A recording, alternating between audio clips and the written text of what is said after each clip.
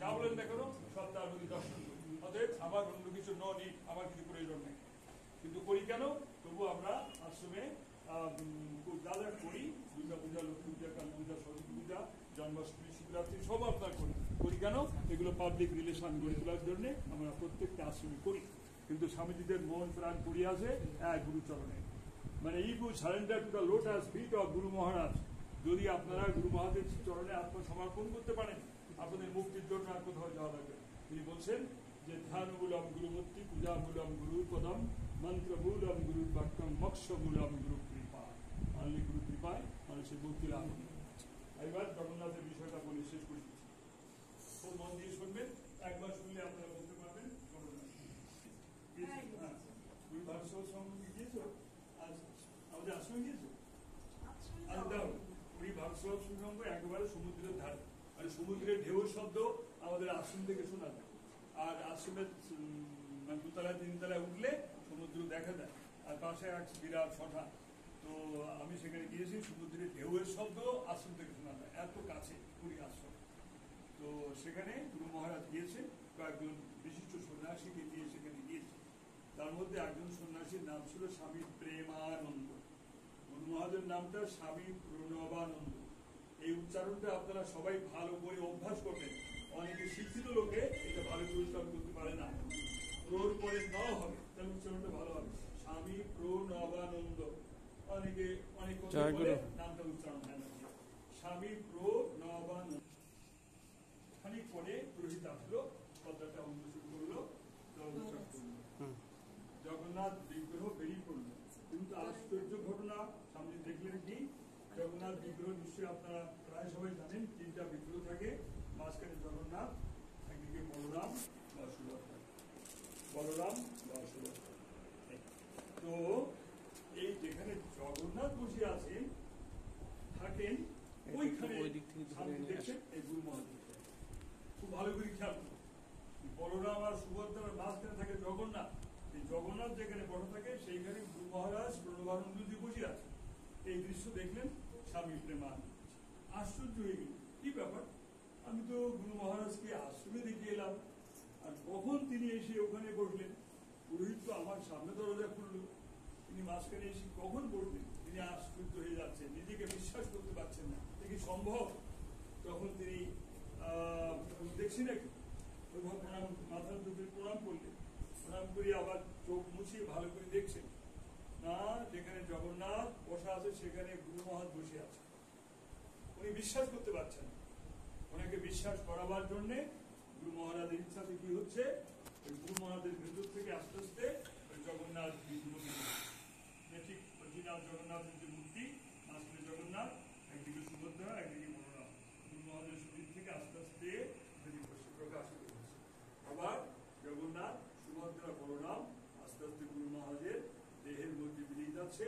তখন একমাত্র গুরু মহারাজের ছবি দেখা যাচ্ছে, গুরু মহারাজের মূর্তি দেখা যাচ্ছে, আর কিছু দেখা যাচ্ছে না।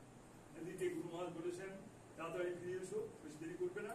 ওটাই স্বামীজির মনে পড়েছে, না আর দেরি করবো না, আমি কোথায় এলাম, কাকে ফিরে কোথায় এলাম, এই চিন্তা করছি।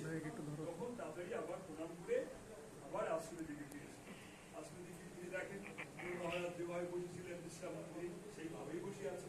আর উনি দেখে এলেন গুরু মহারাজ বসে আছেন জগন্নাথ মন্দিরের ভেতরে। আবার আশ্রমে দেখলেন যে গুরু মহারাজ সেখানে বসে আছে। প্রণাম যেই করেছেন, কিছু বলতে হয়নি, অমনি গুরু মহারাজ হাসতে হাসতে কি বললেন, রে জগন্নাথ দেখলি তো, এরকম হাসতে হাসতে বলছেন, জগন্নাথ দেখলি তো। তখন তো স্বামীদের কি বলবেন, আবার প্রণাম করে বলছেন, অন্তর্যামী ভগবান, আপনি তো সবই জানেন। তখন ওই স্বামীজি আস্তে আস্তে প্রচার করলেন, আশ্রমে যেসব স্বামীরা ছিলেন তাদের কাছে প্রচার করে, দেখো আমি একটা আশ্চর্য ঘটনা দেখেছি। বলে কি দেখেছো?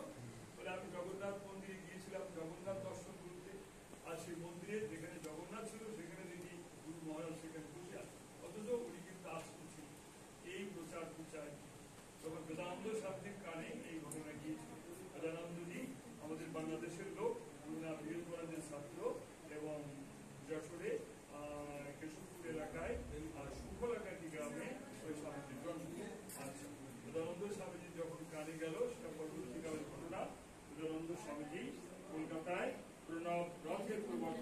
ছিলেন 1960 প্রণব রথ।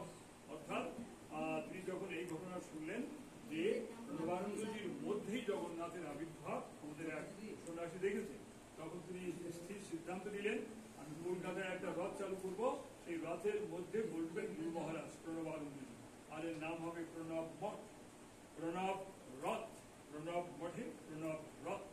সেই চালু হলো 1960 সালের দিকে আনুমানিক। তখন গুরু মহারাজ তো দেহত্যাগ করেছেন, বড় স্বামীজি বেঁচে ছিলেন, শ্রীমৎ স্বামী সচ্চিদানন্দজি মহারাজ। তো সেই রথ কিন্তু আজও কলকাতায় হচ্ছে। এদিকে আমাদের একদম স্বামী চলে গেছেন পুরীধামে, ভারত সেবাশ্রম সঙ্গে অনেক সন্ন্যাসী এখন পুরীধামে গেছেন, শতাধিক সন্ন্যাসী হয়তো এক জায়গায় হয়ে গেছেন পুরীধামে।